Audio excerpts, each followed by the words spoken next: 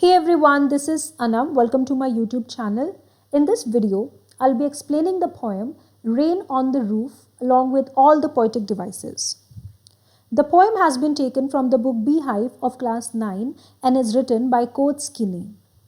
Coates Kinney was an American lawyer, politician, journalist, and poet. The poem presents the memories aroused in the poet's mind by the rain falling on the roof. He is reminded of the way his mother used to bid him and his siblings a good night and put them to sleep. The poet connects his present with his past through the memories revived by the rain. Let's begin. When the humid shadows hover over all the starry spheres. Hover means to move around. Shadows means, here shadow means dark clouds full of moisture. Humid shadows means dark clouds full of moisture, full of water drops. Over all the starry spheres. Starry sphere means the sky studded with stars. The poet says when the dark clouds full of moisture, they cover the star-studded sky and the melancholy darkness gently weeps in rainy tears. He says that a sort of sad darkness spreads all around, which gently weeps in rainy tears. In his imagination, raindrops are the tears shed by this sad darkness. What a bliss to press the pillow of a cottage chamber bed and lie listening to the patter of the soft rain overhead. He says that it is a delightful experience. It is a bliss to lie in his comfortable bed of in his cottage and just listen to the pattering sound of the soft falling raindrops. Every tinkle on the shingles has an echo in the heart. Shingle means wooden tiles. So the tinkling sound created by the falling raindrops on the shingles has an echo in the heart. It resonates in his heart. His heart responds sensitively to the sound of the falling rain. And 1,000 dreamy fancies into busy being start. The poet is not a child, he is a grown-up person, he is very busy in his life, so he calls himself busy being. 1,000 dreamy fancies into busy being start. It means as he listens to the sound of the falling raindrops, 1,000 imaginations pop up in his mind and 1,000 recollections weave their air threads into woof. Along with imagination, 1,000 memories are also revived in his mind. 1,000 memories are revived in his heart. They appear in front of him as a woven patchwork in the air. As I listen to the patter of the rain upon the roof. So all these things, his imaginations, his memories are getting triggered by the pattering sound of the raindrops. Now in memory comes my mother. Now when the poet is listening to the sound of the rainfall, the sound of the raindrops falling on his roof, he misses his mother. He remembers his mother as she used in years agone to regard the darling dreamers. Years agone means in the past, many years ago.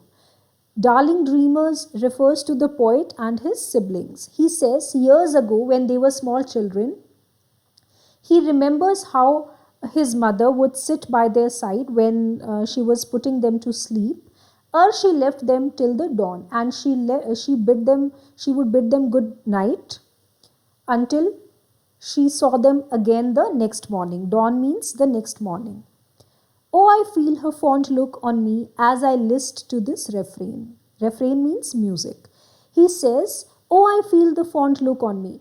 As he listens to the music created by the falling raindrops, he can still feel that loving look of his mother, which is played upon the shingles by the patter of the rain. So as he is listening to the music, the pattering sound of the falling raindrops, he misses his mother and he can still feel the fond look, the loving look on himself. Let's discuss the poetic device. That's all about the poem. The first poetic device is enjambment. Enjambment means running lines from one to the next without using any kind of punctuation mark. When in a stanza, no punctuation mark is used at the end of a line, it is called enjambment. As you can see on the right hand side of your screen, in this stanza, punctuation mark is used only after 2 lines, right?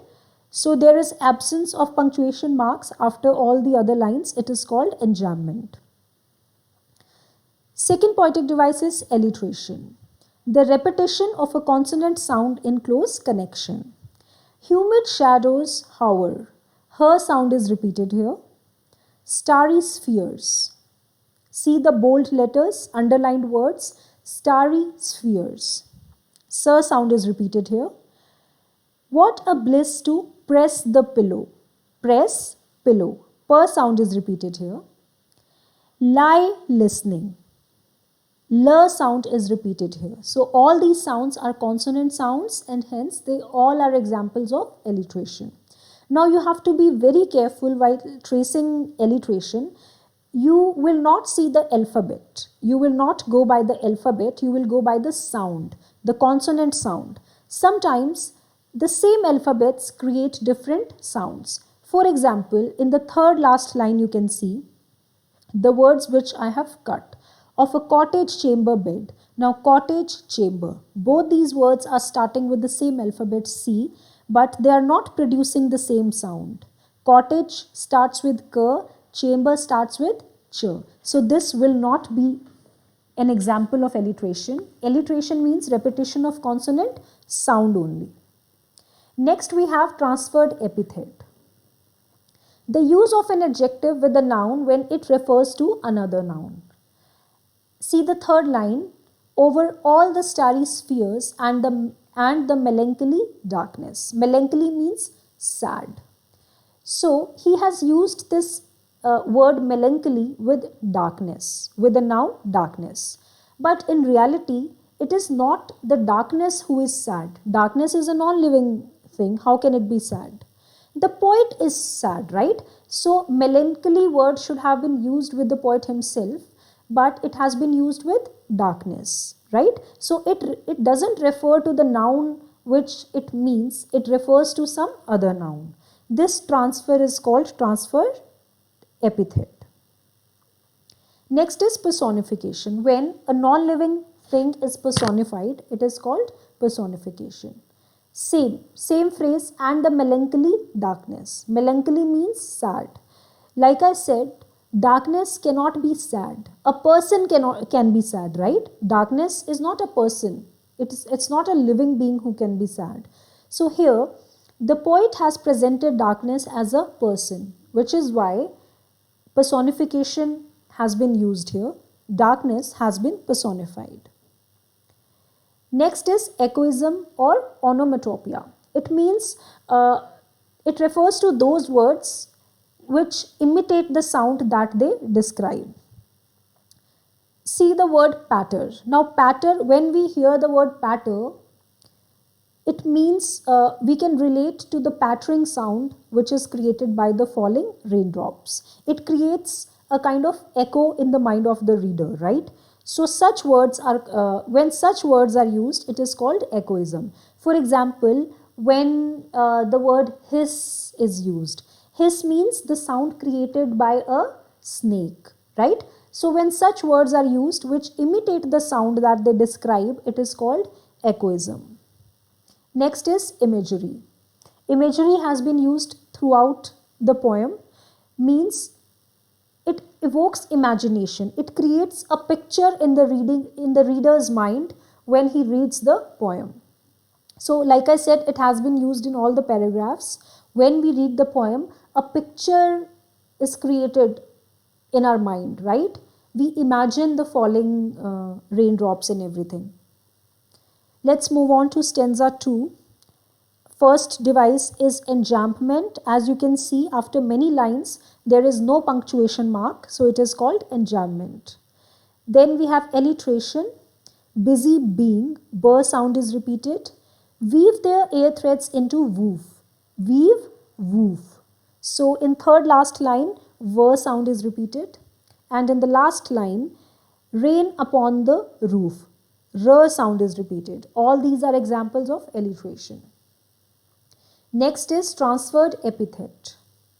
Dreamy fancies. Now, a person can be dreamy, right? Fancies, imaginations cannot be dreamy. So, here, the poet is being dreamy. He is the one who is dreaming. He is the one who is imagining. But instead of saying the dreamy poet, he has just written dreamy fancies. So, a transfer has happened here, right? Transfer from the poet to the imaginations. It is called transferred epithet. Next is personification. And 1,000 recollections weave their air threads into woof. So usually people weave, no? Right? A non-living thing cannot weave. But here the poet is saying the memories were weaving. The memories were creating a picture, right? Memories cannot create any picture. It's the poet who was creating a picture. Again, recollections. Memories have been personified. So it is called personification. Next again is echoism. Tinkle, patter, all these words imitate the sound of the falling raindrops. So it is called echoism. Last stanza, again enjambment has been used. As you can see, no punctuation mark after many lines. Then we have alliteration. Memory comes my mother. Mer sound is repeated in memory and mother. In the third line, darling dreamers. Darling dreamers. Der sound is repeated. I feel her fond look on me. Feel, fond. Fer sound is repeated here. Again, patter word has been used. It is imitating the sound. That's all about it. If you liked the video, then please subscribe to my channel and hit the bell icon. Thank you so much.